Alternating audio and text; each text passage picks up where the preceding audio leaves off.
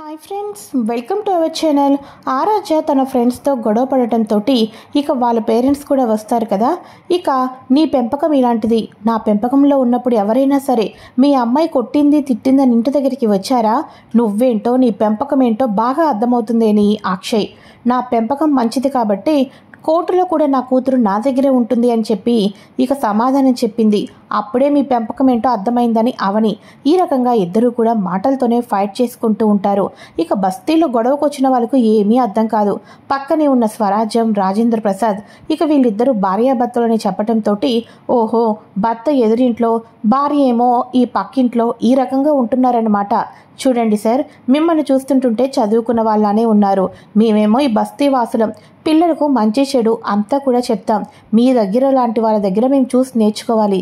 కానీ మీరేంటి సార్, ఇక ఒక కూతురు ఉండి కూడా మీరు ఆ ఇంట్లో, మీ మేడం గారు ఈ ఇంట్లో ఉండటం, నేను ఇలా చెప్తున్నానని అస్సలు మీరు ఏమీ అనుకోవద్దు సార్.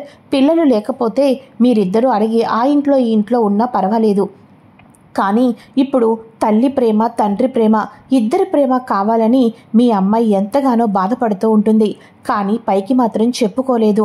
అందుకోసమే ఈరోజు ఆటల్లో ఏదో గొడవపడి ఆ అమ్మాయి అలా చేసుకుంది అంటే కూతురికి తల్లి తండ్రి ప్రేమ కావాలి సార్. మీరు ఆ రెండు అందించడం లేదు. పాపం మైండ్ డిస్టర్బెన్స్ అయినట్టుంది. ఇక పిల్లలు కూడా ఏదో అమ్మా నాన్న గురించి అడిగి ఉంటారు. మీ అమ్మాయికి ఏం సమాధానం చెప్పాలో తెలియక ఈ రకంగా చేసుకుంది. చూడండి సార్, పిల్లల గురించైనా సరే తల్లి తండ్రి కలిసిమెలిసి ఉండాలి. పిల్లలకు ఒక్క తండ్రి ప్రేమ, కాస్ట్లీ గిఫ్ట్లు ఇచ్చేస్తే సంతోషంగా ఉంటారన్నది కరెక్ట్ కాదు సార్. ఇక కాస్ట్లీ గిఫ్ట్లు ఇవ్వకపోయినా కూడా అంతకన్నా విలువైనది ఇక పడుకునేటప్పుడు అమ్మా నాన్న మధ్యలో పడుకొని కథలు చెప్పటం, కథలు వినటం అనేది వాళ్లకు ఎంతో విలువైన గిఫ్ట్.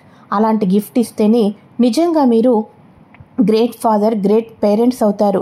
ఇవన్నీ మీలాంటి వాళ్ళు చెప్పిన దగ్గరే మేము నేర్చుకున్నాం, కానీ మళ్ళీ మీలాంటి వాళ్ళకే చెప్పాల్సి వస్తుందంటే మాకు కొంచెం బాధగా ఉంది అని చెప్పేసి అనగానే, నాదే తప్పు డాడీ, వాళ్ళ అమ్మా నాన్న గురించి నేనే అడిగి నెట్టేశాను అని వాళ్ళ అమ్మాయి చెప్పంగానే, ఫ్రెండ్స్ తోటి ఆడుకోవాలి, పాడుకోవాలి, అమ్మా నాన్న గురించి మనకెందుకమ్మా, అలా అడగకూడదు, పద వెళ్దాం, సారీ సార్ అని చెప్పేసి బస్తీలో వాళ్ళు పిల్లల్ని తీసుకొని వెళ్ళిపోతారు.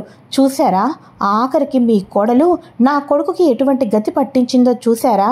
ఇప్పటికైనా కడుపు నిండి ఉంటుందిలే. ఇక ఆఫీస్ మీద ఫైల్ మీద సంతకం చేసుకుని నా కొడుకు బస్తీలో వాళ్ళతోటి మాటలు పడాల్సి వస్తుంది. అంతా కూడా ఎవరినే కారణం అని చెప్పేసి అనగానే, ఇక నిజమేంటో, ఇక ఏం జరిగినా కూడా అవనీదే తప్పు అనటం తప్ప దానిలో అర్థం ఏంటి, పరమార్థం అనేది ఏంటి అన్నది తెలుసుకుంటే నా కోడలు మంచితనం, గొప్పతనం అప్పుడు నీకు అర్థమవుతుంది. ఈ లోపల బ్రహ్మదేవుడే దిగి వచ్చి చెప్పినా నీకు అర్థం కాదులే పార్వతి, వెళ్ళు వెళ్ళు అని చెప్పేసి రాజేంద్ర ప్రసాద్ కూడా అంటూ ఉంటాడు. మావయ్య గారు, నేను ఇంటర్వ్యూకి వెళ్ళాలి కదా, ఆరాధ్యను రెడీ చేసేసాను, నేను స్కూల్ దగ్గర డ్రాప్ చేస్తాను అని అనగానే, నీకెందుకమ్మా అంత బాధ, నేనున్నాను కదా, నేను డ్రాప్ చేస్తాను, ఏం పర్వాలేదు, ఇక నువ్వు ఇంటర్వ్యూకి వెళ్ళు అని చెప్పేసి అనగానే, అలాగే మావయ్య గారు అని చెప్పేసేసి అవని అయితే ఇంటర్వ్యూ కోసం ఇక బయటకైతే వెళ్తుంది. అలా వెళ్తూ ఉన్న అవనికి శ్రీకర్ అయితే కనిపించడంతో, వదినా అని చెప్పేసి అనగానే, శ్రీకర్, ఇక కంపెనీని అంతగా కొలాప్స్ చేసిన వాళ్ళు కావాలని మన మీద టార్గెట్ చేశారు, వాళ్ళెవరో ఏంటో అన్న కోణంలో నువ్వేమైనా ఆలోచించావా, ఏదైనా నీకు క్లూ దొరికిందా అని చెప్పేసి అనగానే, ఇక పల్లవి తన తండ్రితో హ్యాపీగా జాలీగా మాట్లాడింది వదినా, కానీ నన్ను చూసేసినట్టుంది, అందుకోసమే కొంచెం తోక జాడించింది. కానీ పల్లవి తన తండ్రి దగ్గర ఏదో సీక్రెట్స్ అయితే ఉన్నాయి వదినా, అవి మనం సాక్ష్యాలతో సహా బయట పెట్టాలి అని వీళ్ళిద్దరూ మాట్లాడుకుంటూ ఉండగా, సైన్ చేసేయండి సార్ అక్షయ్ సార్, తొందరగా మనం ఇక బిజినెస్ స్టార్ట్ చేసుకుందామని చెప్పేసి హడావడి చేసేసి కంబైన్ బిజినెస్ చేద్దాం, ఎక్కువ ప్రాఫిట్లు వస్తాయని సైన్ చేయించేసి కంపెనీని కొలాప్స్ చేసిన వ్యక్తి అయితే అక్కడే కార్ పార్కింగ్ చేసి మాట్లాడుకుంటూ ఉంటాడు. అవని ఒక్కసారిగా చూసి, శ్రీకర్, మీ అన్నయ్య చేత వెనక ముందు ఆలోచించుకోకుండా సైన్ చేయించింది ఇతనే శ్రీకర్ అని అనగానే, అవునా అని చెప్పేసి అతని వైపు అలా చూస్తూ ఉండగా, చక్రధర్ గారు, ఇది కరెక్ట్ కాదండి చక్రధర్ గారు, ఎందుకంటే అప్పుడు మా పర్సంటేజ్ మీరు ఎక్కువ చెప్పారు, తీరా పని అయిపోయిన తర్వాత తక్కువ మాట్లాడుతున్నారేంటి అని చెప్పేసి అనగానే, వదినా చూసావా, పర్సెంటేజ్ గురించి చక్రధర్ అని మాట్లాడుతున్నాడు. అంటే చక్రధర్ మావయ్య అయ్యుంటాడు వదిన అని అనగానే, ఆయన చక్రధర్ మావయ్యతో మాట్లాడా, ఇంకెవరితో మాట్లాడాడని తెలుసుకోవాలంటే అతని మనం ఫాలో అవ్వాలి శ్రీకర్ అని అనగానే, అవును వదిన పద వెళ్దామని చెప్పేసి ఇద్దరు కూడా ఆ కారు వెనకాతలే ఫాలో అవుతూ వెళ్తూ ఉంటారు కదా. అలా వెళ్తూ ఉండగా కరెక్ట్గా కారు కూడా చక్రధర్ ఇంటి ముందే ఆపుతారు. వదిన, నో డౌట్ ఇదంతా కూడా పల్లవి తన తండ్రి కుట్ర అన్నమాట. మన ఫ్యామిలీని రోడ్డున పడించడానికి వాడు ఇదంతా చేశాడు వదిన, వాడి సంగతి వదిలిపెట్టను అని చెప్పేసి అనగానే, ఆగు ఆగు శ్రీకర్, ఇక మనం రెడ్ హ్యాండెడ్గా పట్టుకొని అప్పుడు ఆయనకి మనం వార్నింగ్ ఇవ్వచ్చు అని చెప్పేసి అనగానే ఇక లోపలికి వెళ్తారు. ఇక చిల్ అవుతూ హ్యాపీగా మందు కొట్టుకుంటూ మాట్లాడుకుంటూ, సార్ ఆ రోజు మీరు మాకు ప్రాఫిట్ ఎక్కువ ఇస్తానన్నారు కదా సార్, ఈరోజు ఏంటి సార్ తక్కువ ఇస్తానంటున్నారు అని చెప్పేసి ఈ రకంగా మాట్లాడుకుంటూ ఉంటారు. ఇక వెంటనే డోర్ ఓపెన్ చేసి మన పల్లవి అలానే ఇక మొత్తానికి శ్రీకర్ కూడా ఇంట్లోకి అయితే వెళ్తారు. అవని శ్రీకర్ ఇద్దరు వెళ్తారు కదా.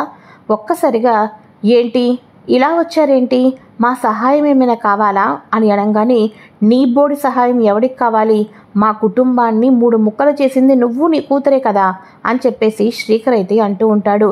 శ్రీకర్ అని అంటూ ఉండగా, ఏం మాట్లాడుతున్నారమ్మా, మీరేం మాట్లాడుతున్నారో నాకు అర్థం కావటం లేదు అని అంటూ ఉండగా, ఆయనే మా కంపెనీని కొలాప్స్ చేసిన వచ్చిన బిజినెస్ డైరెక్టర్, ఆయనతో ఈరోజు మీరు చేతులు కలుపుతూ చిల్ అవుతూ మాట్లాడుతున్నారంటే మీరు ఎలాంటి వాళ్ళో మాకు తెలియదు అనుకుంటున్నారా అని చెప్పేసి అనగానే, అమ్మ అవని, అసలు నన్ను ఎలా అనుకుంటున్నావమ్మా, అక్షయ్ ఎవరు, నా మేనల్లుడు బతుకు రోడ్డున పడాలని నేనెందుకు చూస్తానమ్మా, నా మేనల్లుడు గురించి తిరిగి కంపెనీని పొందాలి అంటే నీకెంత ప్రాఫిట్ ఇవ్వాలో చెప్పు, మా మేనల్లుడికి నేను ఇచ్చినట్టు కాకుండా నీ అంతా నువ్వే కంపెనీని మళ్ళీ బాధ్యతలు అప్పచెప్పినట్టుగా నీకు తిరిగి ఇవ్వాలంటే నీకెంత ప్రాఫిట్ కావాలి అని చెప్పేసి మాట్లాడుతున్నాను. ఈ లోపల మీరు వచ్చారు, నన్ను తప్పుగా అపార్థం చేసుకుంటారా, నేను ఇంటిని 3 ముక్కలు చేశానా, అసలు ఏం మాట్లాడుతున్నారమ్మా, అక్షయ్కి మంచి చేద్దామని ఈ డీలరే మోసం చేశాడని తెలిసి ఇతను నేను తీసుకొని వచ్చి కూర్చొని మాట్లాడుతుంటుంటే నా మీద నిందలు వేస్తారా అని చెప్పేసి అనగానే, వదిన ఇక్కడి నుంచి మనం అర్జెంటుగా వెళ్ళిపోదాం పదదినా అని అనగానే, అలాగే అయితే చూడండి బాబాయ్ గారు, మంచి చేస్తున్నామని చెప్పేసి చెడు చేస్తున్నామని చెప్పి మంచి చేయకపోయినా ఇక దేవుడు అనేవాడు ఉంటారు. చివరాఖరికి ఎవరు తీసుకున్న గోతులో వాళ్ళే పడతారు. ఒకరిని గోతులో పెట్టాలి, అంతేకాకుండా ఒకరిని కూల్చాలి అని మనం ఎక్కువగా ఆలోచించామే అనుకోండి, కర్మ అనేది తప్పకుండా రిటర్న్ అవుతుంది బాబాయ్ గారు అని చెప్పేసి అవని అయితే తన స్టైల్లో వార్నింగ్ ఇచ్చేసి బయటకైతే వచ్చేస్తుంది. నో డౌట్ వదినా, వీడు కావాలని మన దగ్గర నాటకాలు వేస్తున్నాడు అని అనగానే ఇక వెంటనే శ్రీకర్, ఇప్పటిదాకా మనకు అసలు సాక్ష్యం ఏంటో తెలియలేదు, ఇప్పుడు తెలిసింది కదా, ఈ డీలర్ ఏమో మనకి లొంగకపోవచ్చు, కానీ ఇతనితో పాటు ఇంకో డీలర్ కూడా ఉన్నాడు. ఈ డీలర్తోనూ ఆడితోనూ ఇద్దరితోనూ కూడా మాట్లాడామే అనుకో, ఇక సైన్ అనేది మన అక్షయ్ చేత ఆయన చేత ఇక పీడించి ఈ రకంగా భయపెట్టి సైన్ చేయించారు అనేటట్టుగా మనం ఒక నోటీస్ రాయించుకున్నామనుకో, తిరిగి మన కంపెనీ మొత్తం మన చేతులకు వస్తుంది అని అనగానే, అవును వదిన, ఆ లా పాయింట్స్ అన్నీ కూడా నేను బయటికి తీస్తాను, వీళ్ళిద్దరి చేత మన కంపెనీలో అన్నయ్య చేత వీళ్ళు బలవంతంగా సైన్ చేయించారు అన్న డాక్యుమెంట్ మీద వీళ్ళిద్దరూ సైన్ చేయించేటట్టు నేను ప్లాన్ చేసి మన కంపెనీ తిరిగి వచ్చేటట్టు చేస్తాను వదిన, తప్పకుండా చేస్తాను అని అనగానే ఇక అలాగే శ్రీకర్ అని మాట్లాడుకుంటూ ఉంటారు.